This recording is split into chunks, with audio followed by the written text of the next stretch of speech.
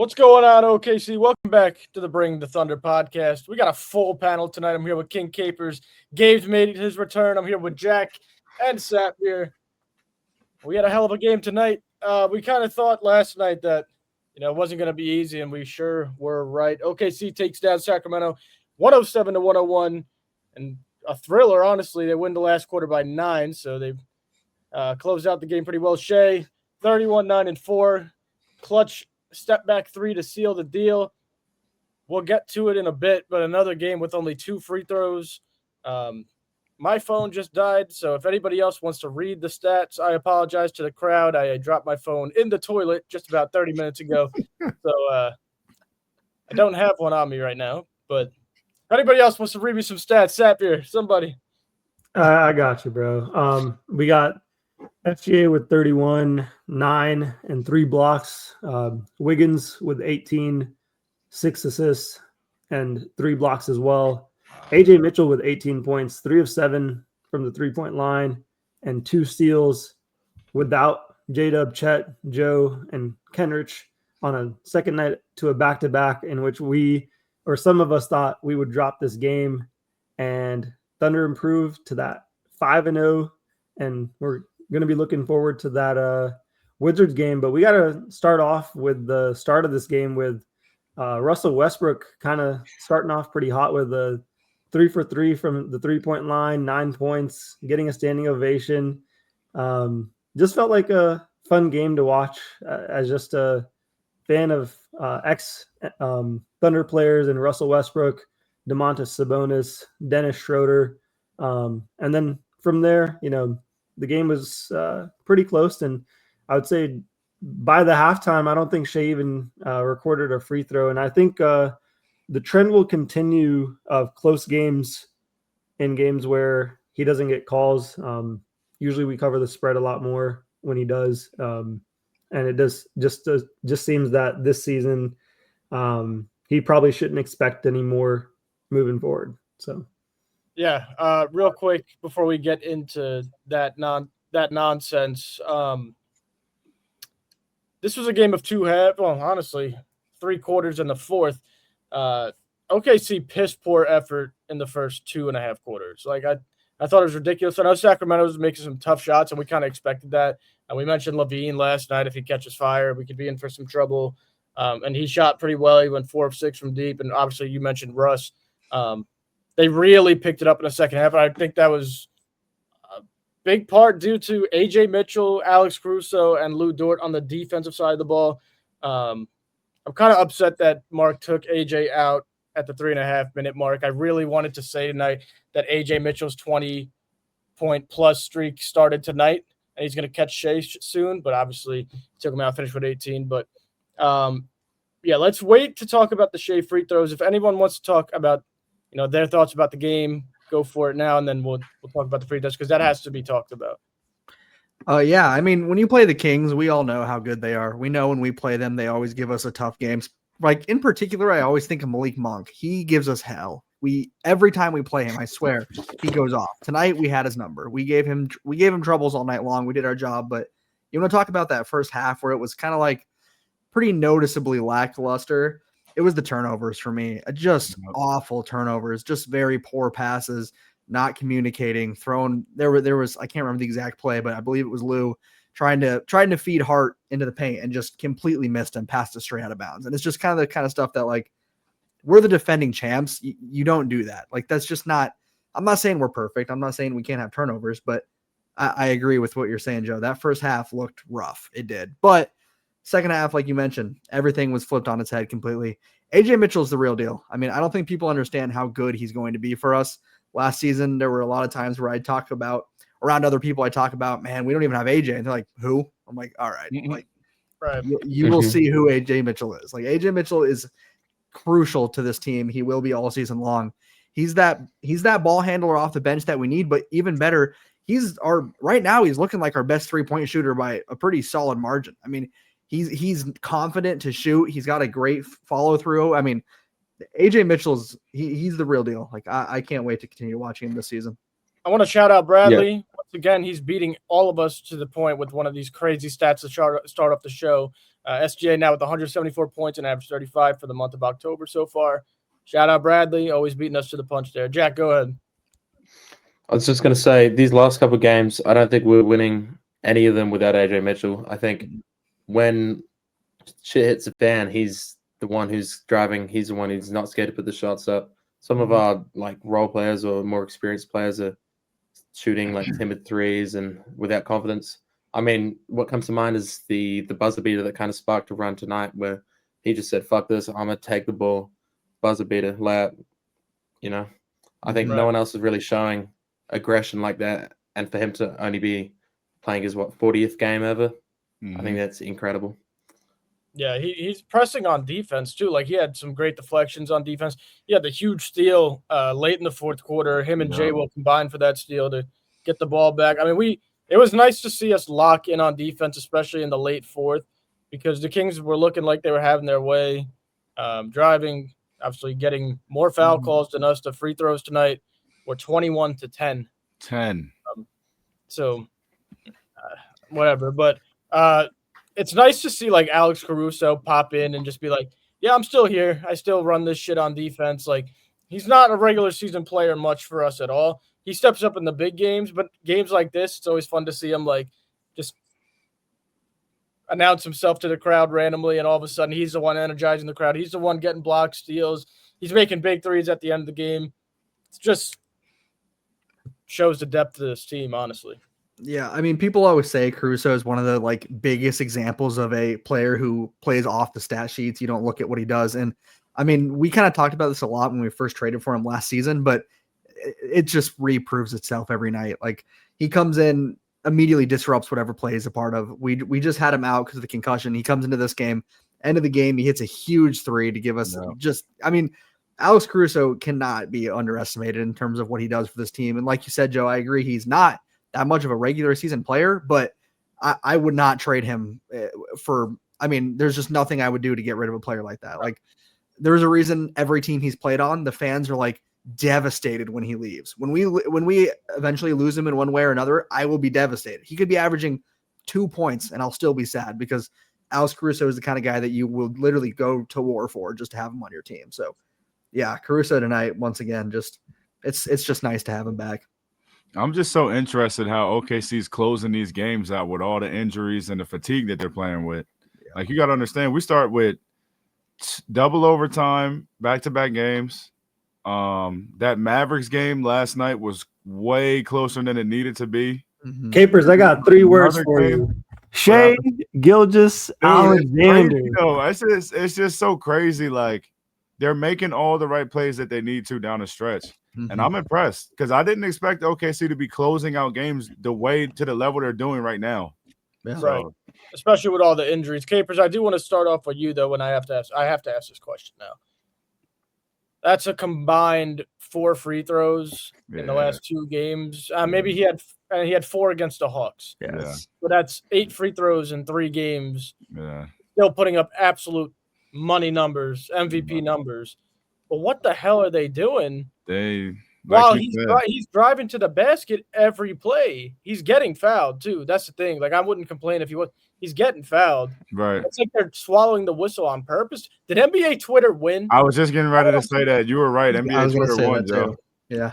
NBA Twitter won. That's the power of media, dude. The media is so bad. I don't know if this is just because we're Thunder fans and we see it all the time, but I cannot tell you the last time that I've seen a superstar be ridiculed this much where they just ignore how good of a player he is. I mean, he is a generational player. He just had one of the greatest guard seasons of all time.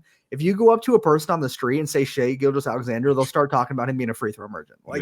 That is ridiculous. Yeah. I want to mention before tonight, he was 7th in average free throws per game this year so far. You got guys like Austin Reeves shooting 15 free throws a game. Luka's shooting 15 free throws a game. Shai shooting 11. Before tonight. Yeah, I'm about to say. And those were coming in double overtime games too. So for the fact that Adam Silver last year, or maybe it was during the offseason, came out and said, yeah, we do go on NBA Twitter and we get a lot of insight from them. We like to listen. Is that really what I'm going to see this year? You're going to treat the NBA Finals MVP, the NBA champion, the MVP, and his teammates that also won the NBA championship like that? They were treated like scum against the Kings tonight. I could only imagine when we play the Lakers or somebody like that. It's frustrating to see. Like AJ Mitchell's getting into the cup and getting fouled. Obviously, he's like still a rookie almost, but he's an NBA champion too. Like, put some goddamn respect on this team's name, because it was really annoying to watch. And I don't want to talk about fouls because we're such a good team that we shouldn't have to. But for a guy to drive 90% of the time and only get 2 free throws a game for the last 3, come on now. Well, the argument we've been saying every time the Shai free throw argument is brought up is free throws are part of the game. Like, you're getting mad as if whenever he exposes a defender and gets a free throw and you get mad about it. Yeah, but now let's flip the role. We're going to get mad when he doesn't get a call that he clearly should get. And then they act like, well, that's ironic. A Thunder fan's getting mad about not getting free throws. I'm getting mad about them not making the right call. It has nothing to do with being a Thunder fan. It's the fact that they're not calling it correctly. And you have so many NBA casuals who you see on social media, they'll trim out the one highlight of the game where Shai gets a guy in the air and then jumps to get the free throw, which is smart. That is intelligent, but they'll clip just that out and they'll ignore everything else and they'll post the free throws. And you'll have pages like Bleacher Report doing that. That's the problem. Mind you, the main people pushing this out are 14-year-olds who run Twitter fan pages. And Adam Silver is listening to them. Crazy. It's like when a video game company is like answering the fans and like changing shit in their game. Like, that's what video game companies do, not a fucking commissioner of a professional sports league, bro. Sorry, the last thing I'm going to say about this is carry off of what you just said with the Bleacher Report shit. They're scum too, because they're posting Luka Doncic and Austin Reeves graphics, 49 points, 16 of 30, whatever they shot. And then they're posting Shai, 55 points, 22 of 26 from the field. What are we doing? It's because they know it'll get clicks. They know what will get clicks. They're not in it for the sport. They're not in it for the love of the game. They're in it for how many likes and comments can I get? And they're going to get a lot of comments. The problem is it's translating to home games against Sacramento. That is the problem. That's bad. That's bad. That's terrible. That's just awful. Moving on. I'm gonna jump into the conversation from last year. We had the same debate last year, and the guy I drew parallels to was you walk the street and you mentioned the name Russell Westbrook. He's not a 4-time guy that averaged triple doubles for 4 different seasons. He's a guy that's Westbrook. Yeah. You mentioned Shai Gilgeous-Alexander. It's the same thing. It's just Thunder media just has it pretty bad. And as fans, we have, got to come to terms with that. But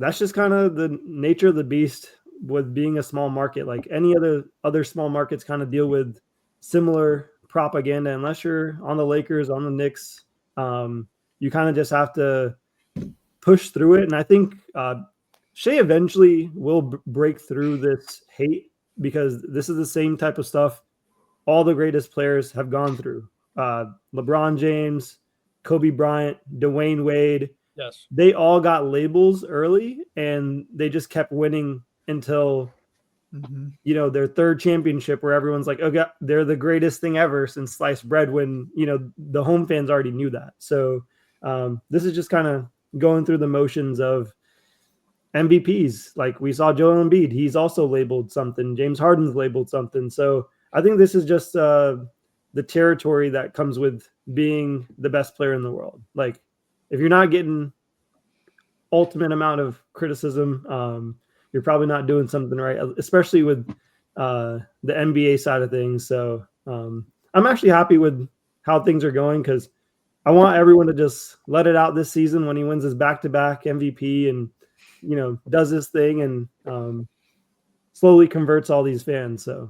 So one last comment from me on that, and I really didn't want to get too in-depth, but now we are. I absolutely agree with you in everything that you said. The only problem with what you said is LeBron, Kobe, the GOATs, they all got their label. But that label didn't affect the foul calls in the game. Yep. For Shai to shoot 2 free throws in 2 straight games and 4 the game before that, and he's still putting up all these numbers. He's still driving to the paint 90% of the time.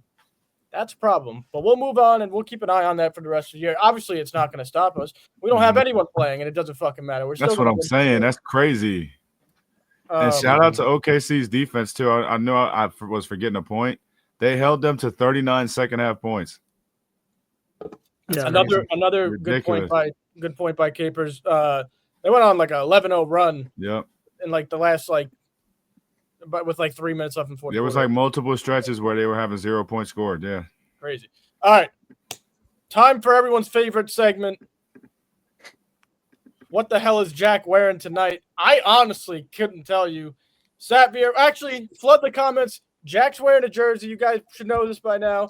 We got to guess who it is. None of us on the panel know, I promise. Satvir, give me your guess first. We'll go from Satvir down the line. Well, I have to ask, just for sanity's sake, is this a Thunder jersey or like, am I missing something? No, this is just a complete random jersey. I thought I'd throw you guys off today. I know who it is. Yeah, so I see Richard Jefferson in the comments. So I was thinking around that same thought process of it being a Cavalier. I don't obviously think it's anyone, too great. Man,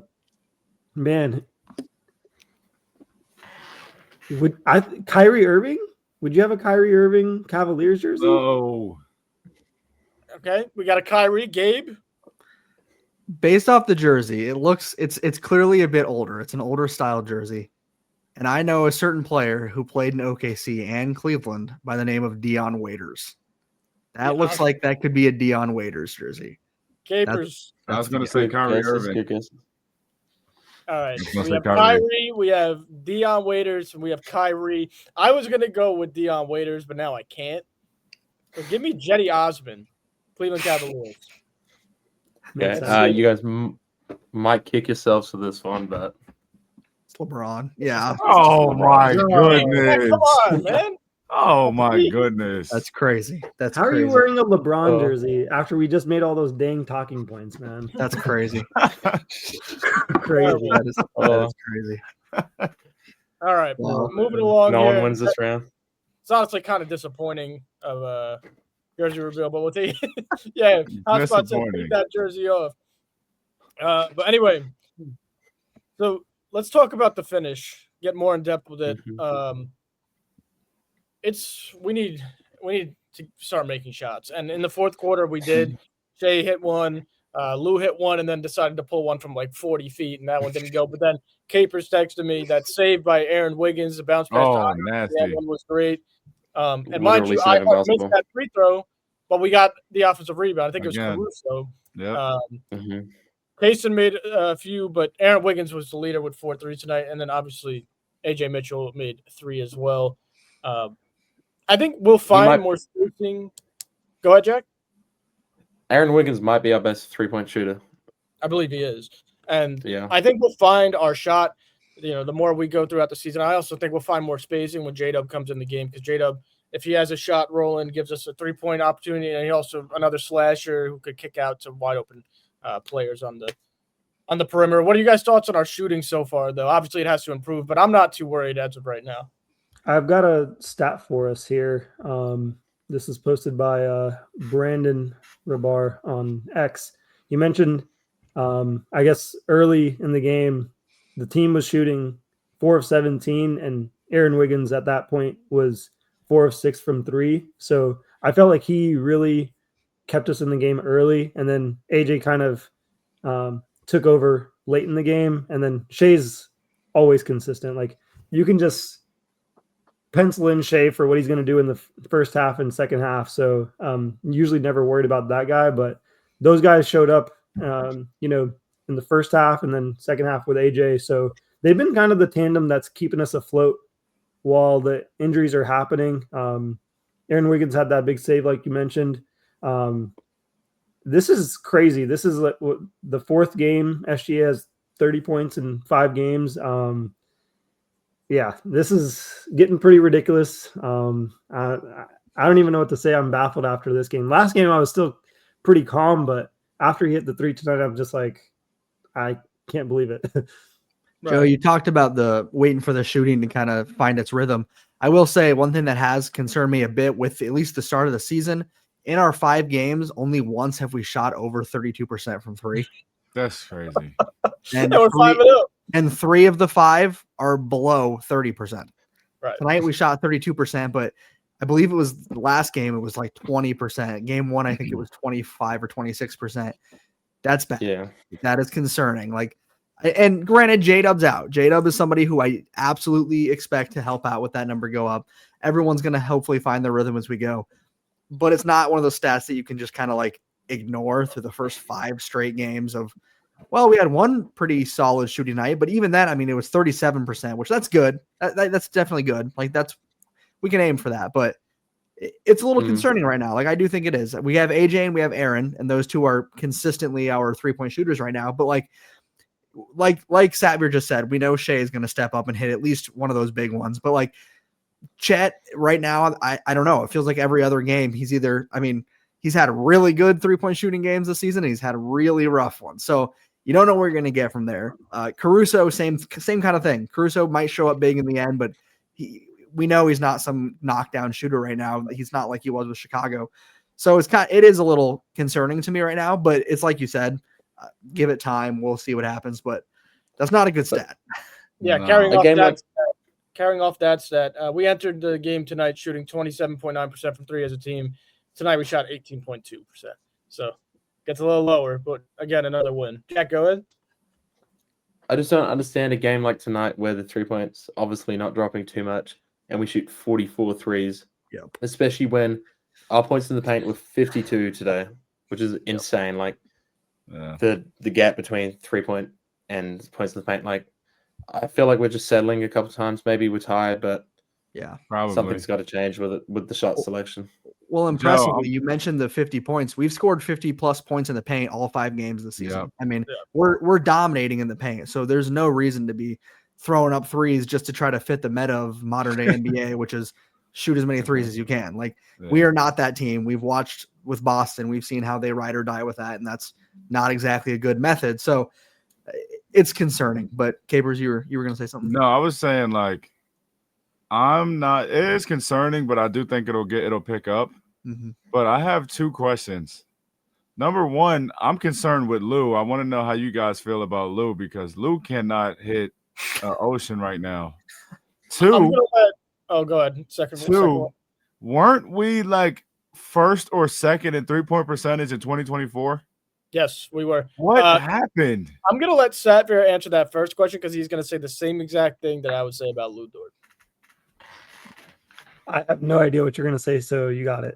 Well, I was going to say kind of the same thing we said every game last year. Even though Lu was shooting pretty well throughout the regular season, in the playoffs, when it comes down to Lu Dort, OKC fans put their full faith in that motherfucker because he comes up big every damn year. He makes big shots. I can tell you one off the top of my mind, the 50-footer against Indiana. Oh yeah.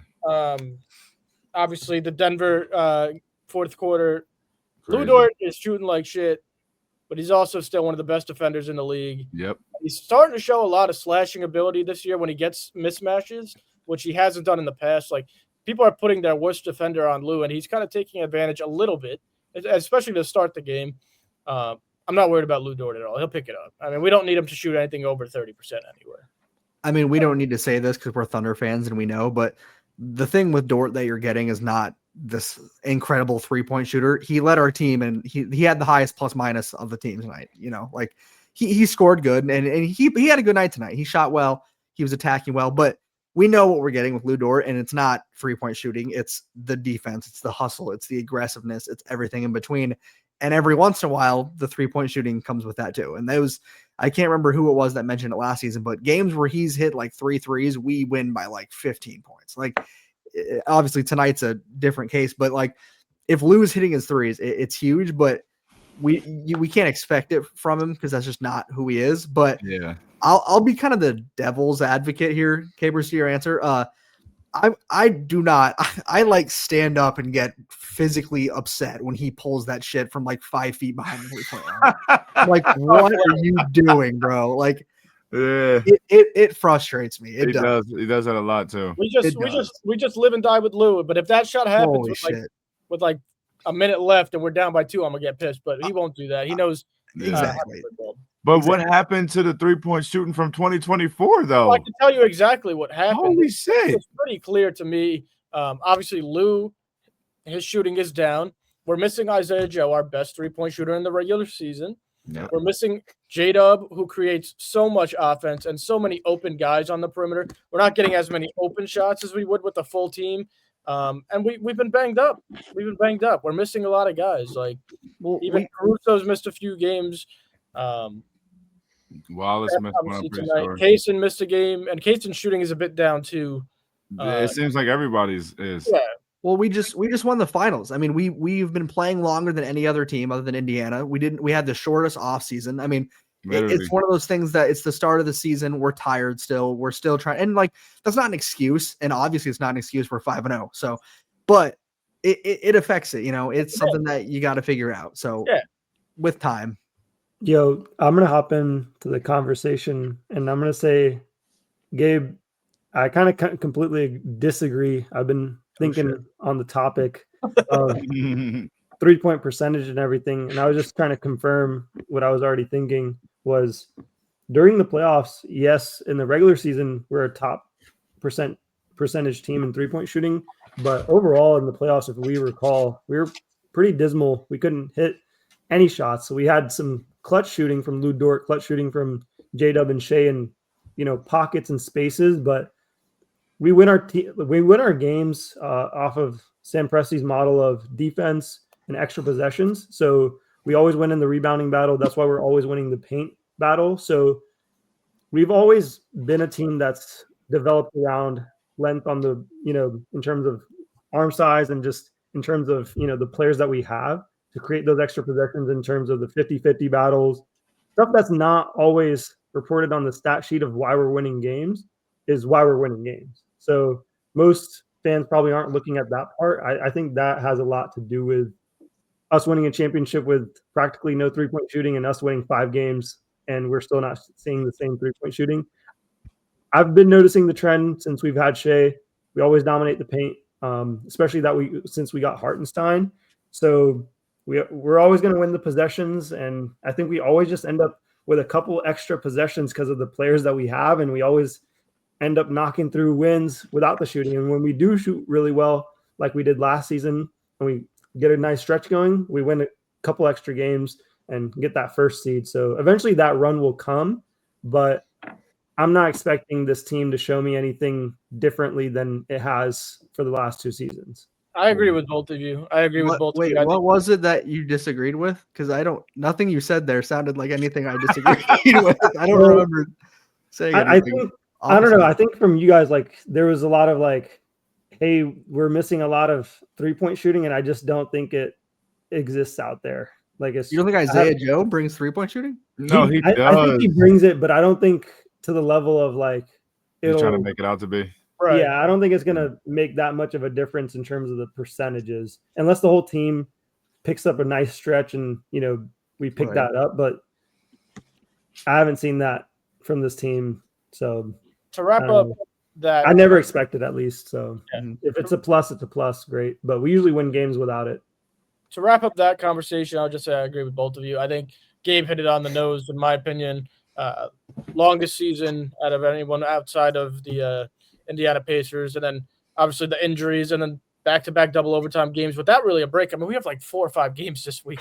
It's so, and obviously we're in a back-to-back, so that's not helping the case. I also agree with Satvir. I mean, we're not known to be a great 3-point shooting team, even though we were during the regular season last year. But obviously, like I said, I just think we were rolling so well last year, and we had so many, playmakers on the court at once, which we will have again in a few weeks.